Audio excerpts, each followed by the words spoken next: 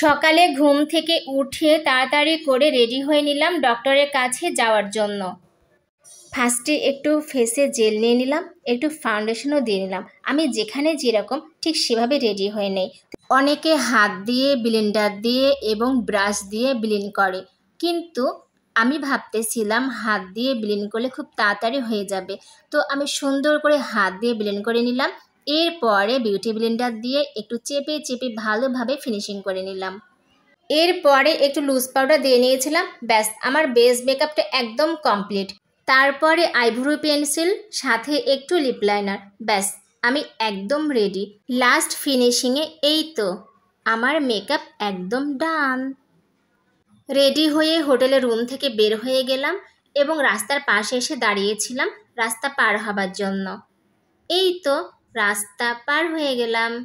হেঁটে হেঁটে ডক্টরের কাছে যাচ্ছিলাম, কারণ হোটেলগুলা একদম হসপিটালের পাশেই।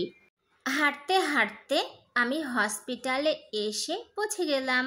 আমার সেদিন 2টা ডক্টর দেখানোর কথা ছিল, সেই জন্য খুব সকাল সকাল রুম থেকে বের হয়ে গিয়েছিলাম।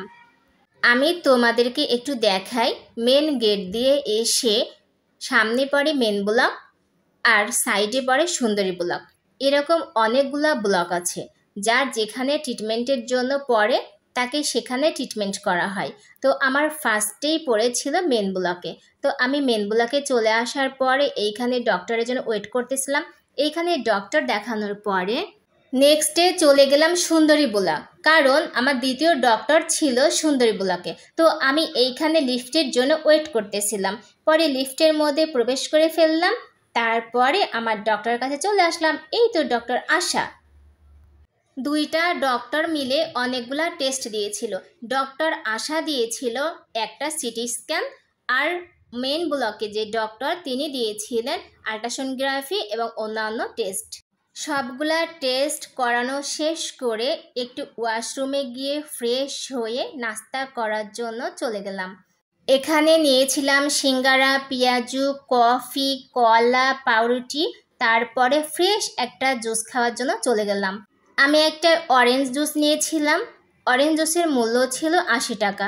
আব্বু আম্মু আমাকে রেখে একটু কাজে গিয়েছিল, তো আমি একাই বসে বসে জুস খাচ্ছিলাম। আর আমি ওইদিকে তাকাই একটু হাসতেছিলাম।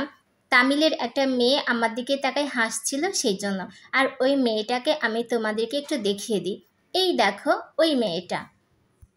জুস খাওয়া শেষ করে আমি বাইরে এসে দাঁড়িয়েছিলাম, আব্বু আম্মুর জন্য ওয়েট করতেছিলাম। তখন লাঞ্চের টাইম ছিল, সেই